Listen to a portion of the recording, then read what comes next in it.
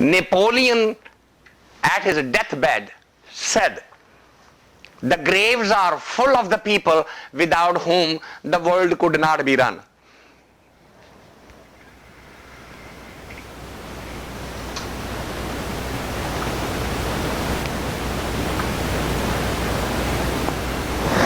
How profound a statement.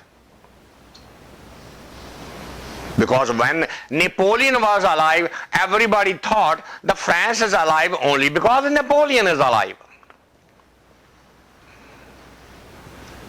And he thought too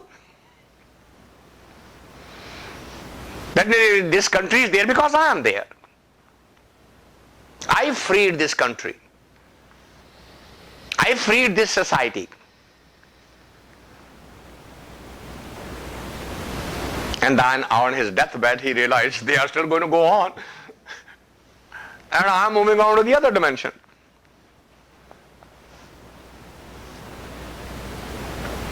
So where are these thoughts coming from? This is the ego trying to stay alive. It's resisting the effort to control it, to subordinate it, to eventually conquer it. And as you get closer to conquering it, more hideous attack it will create on you. The fight doesn't become easier. As you get closer to conquering the ego will find such beautiful ways to overcome this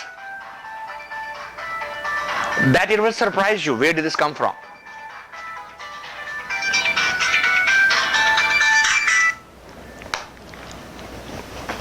Why wouldn't it get easier though? The more detached you get, the more centered you get, the more you kind of unlearn and let go.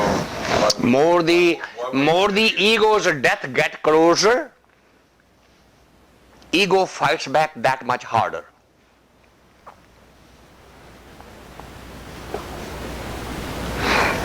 It is the survival instinct in that I that we have created. It's a pseudo construct. It's not a real one. It's a phantom. And the phantom will want to live. Is it rooted in fear, the survival of the ego?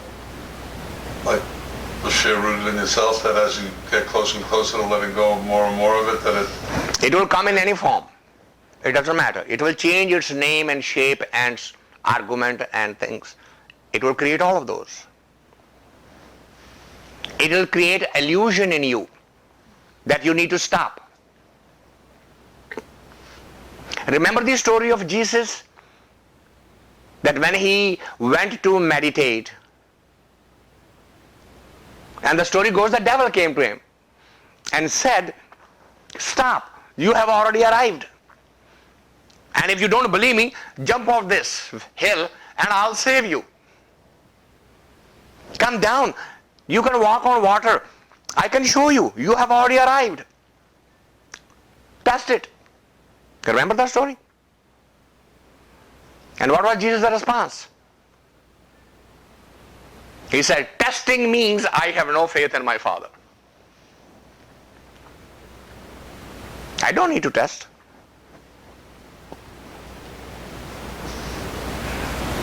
Because he knew that it is his ego creating an illusion of having arrived, having achieved what he needed to achieve in that carnation. That was the last gasp effort by the ego. And then it raised its head at the last moment. You know what the last moment his dialogue was while he is on the cross? "Oh God, why have you forsaken me? Oh Father." Who is saying that? Why have you forsaken me? And what is the next statement? Thy will be done. That is the moment when the Jesus dies and Christ is born. That was the last effort of the ego to assert itself. So if there was lightning in the crowd and all the Romans were suddenly struck with the lightning, the ego would have won. A miracle would have saved the Jesus, his ego from dying.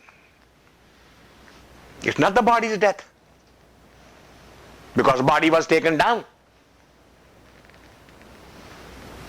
He had not passed away. But the ego existed till the last breath. Till he said, thy will be done.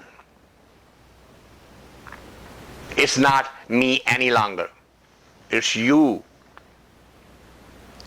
in every essence of me.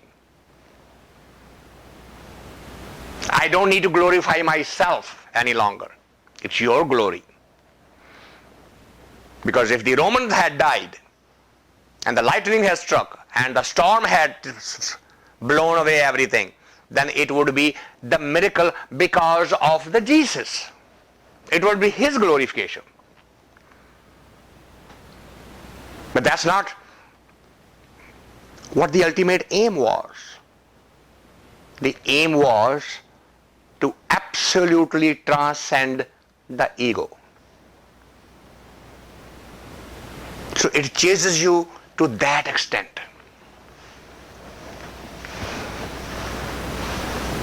Joshua, so as long as we're in a body, we have ego. To the very end, we'll have the ego. And that's what we're going to be fighting to the very end. You do not need to destroy the vehicle.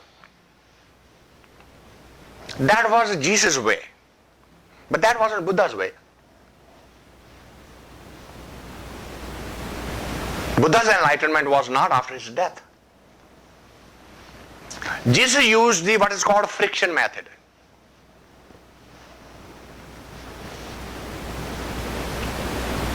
Those who believe in that method, yes. Because if death was the objective, then why choose cross? Think about it. Crucifixion is a slow bleeding. It takes 7 days for the body to bleed the entire blood out of it. 7 quarts of blood. Drip by drip by drip. Why choose that? That's called friction method. Put the body in such a crisis that it disassociates itself from that identity, the I.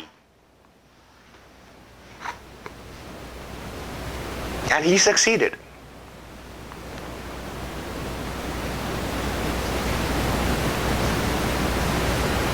But no one on the east side has chosen that method of enlightenment. Mahavira didn't, Buddha didn't, Nanak didn't. There are a whole lot of enlightened souls who chose different methods. So don't go away with the impression that you must kill yourself to be enlightened. Because then what good is that?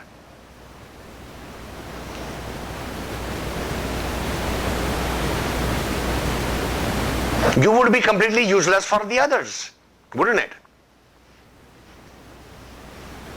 Hence, they had to create another model for him,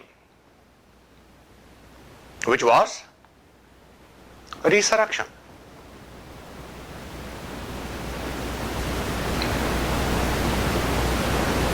Otherwise he would have become completely useless for the entire posterity. Because to communicate others, you need some form of existence. You cannot communicate otherwise.